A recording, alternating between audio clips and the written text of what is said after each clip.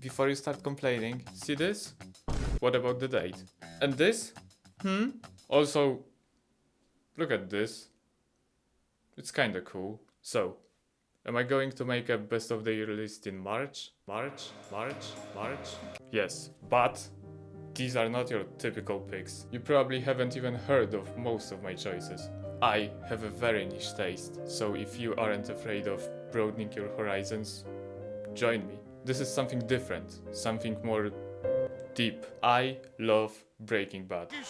It's my favorite show of all time. And Better Call Saul is easily the best series I've seen in 2022. I started watching the first season 2 months before the last one started airing out of boredom. I couldn't find anything else to watch while I was eating dinner. And holy shit, was that a good decision. It's got it all. Great performances, a great story, an intro that's not 5 minutes long. It's fun to see the characters from Breaking Bad back. And the ending is so good. It's not like one of those shows that make you feel like you wasted time. In this one you actually get closure that's really satisfying. The obvious question is it better than The Big Boy?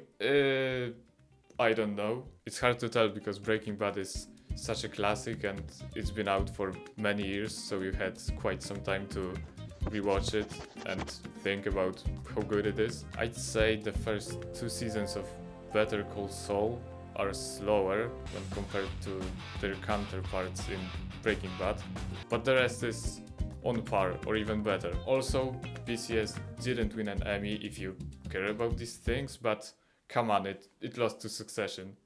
I can't even be mad. To sum up, if you still haven't seen it, do it.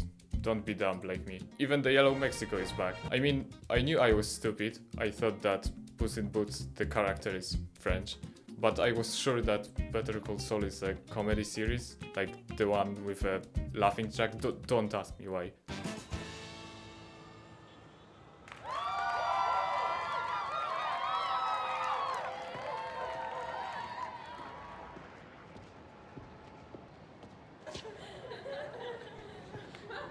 This the place where we wait? Think so.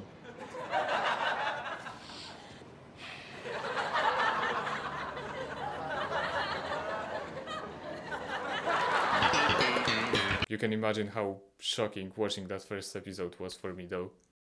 Speaking of Puss in Boots, I actually saw a lot of movies last year, but only really liked one, so it was an easy pick for the list. However, just before the New Year's Eve, YouTube recommended me this video. I was sure this is satire. I mean, look at the title and look at the thumbnail. And then this guy says,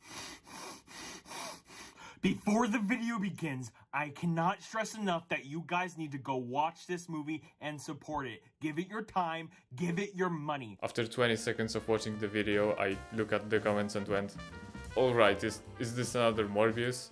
Is this what's happening? It's not possible that this movie is so good. I mean, I liked Shrek growing up, but it's good.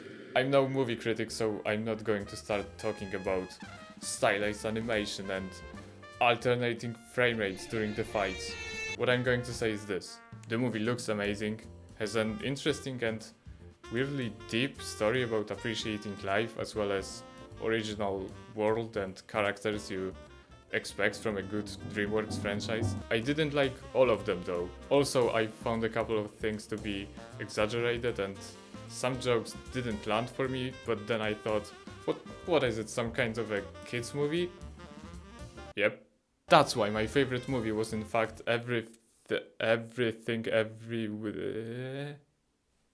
this one. A dazzlingly kaleidoscopic adventure that is genuinely thrilling and often... Okay. This one is truly a masterpiece. Although on the surface it might look a bit Marvel-y as it features superpowers and a multiverse theme, it's definitely not. For example, it features a captivating plot. I usually find it pretty hard to get emotionally invested in something that I'm watching, but I did this time. Just like Puss in Boots, this movie also contemplates life, but it takes a different, more philosophical angle. What's the meaning of it?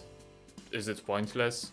What's actually important? And while dealing with these complicated questions, it still manages to be both funny and enjoyable, as it features unconventional fight scenes and really entertaining choreography. I feel like this movie is what Marvel fans believe they are seeing when they are watching Spider-Man 17. So yeah, easy first place. It helps me find some peace in my piece of shit, boring life. Very nice.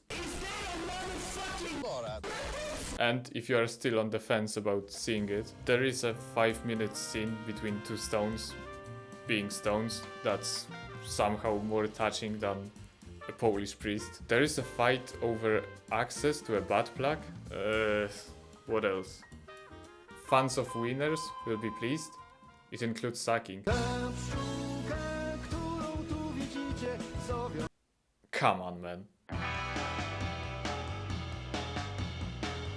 If we met in 2022 or you just looked in my general direction, I probably started talking about Viagra Boys, as this is the best band I found in the last 5 years. Cave World came out in May last year and holy shit, this album is so good. The opener feels like a party, but it's about building a nuclear reactor in your basement. The second track reminds you why you never want to live in the US. And the next song makes you feel like you are cool, which is a feeling I know very well, mind you. There is also a ridiculous song rant about vaccines, lizard people, adrenochrome inspired by this legend. As the first Monkey type album, it asks you a compelling question.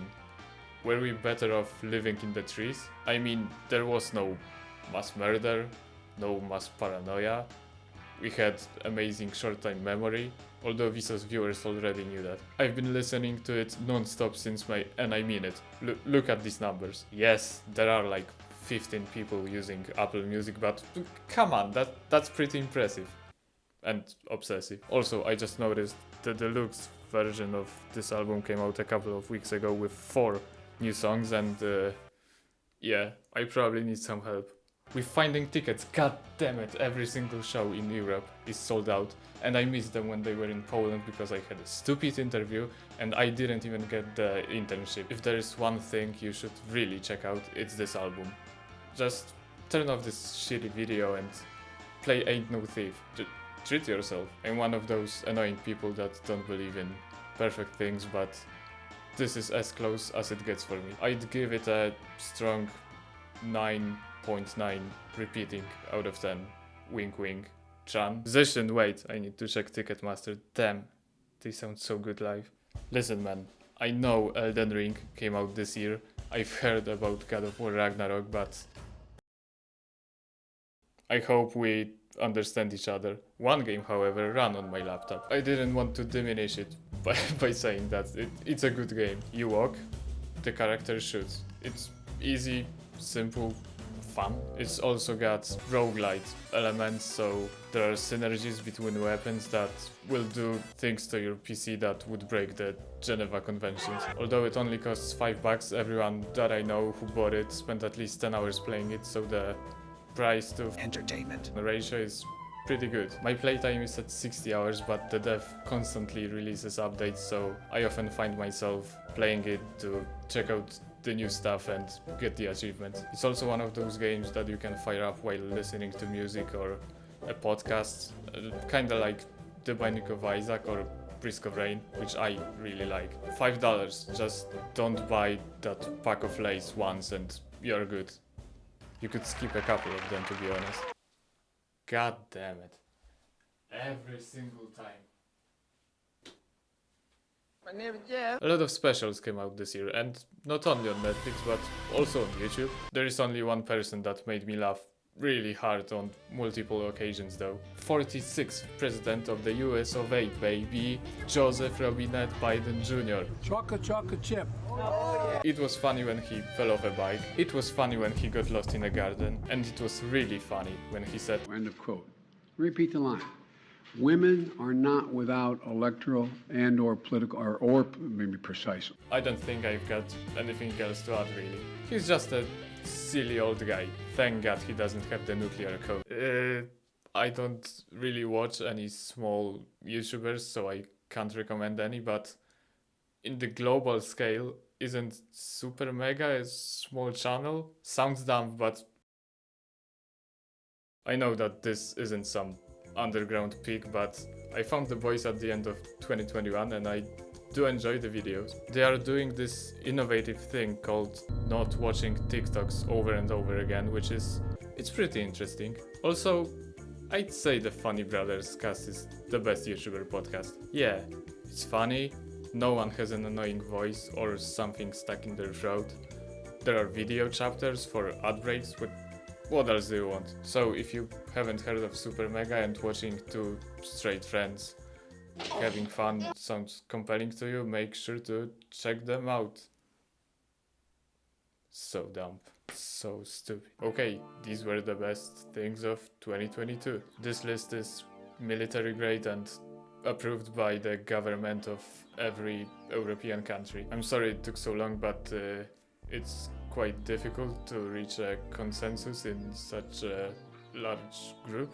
I probably shouldn't talk right to the end of these outros because it kinda defeats the purpose of them, so... Bye, I've got a train to catch.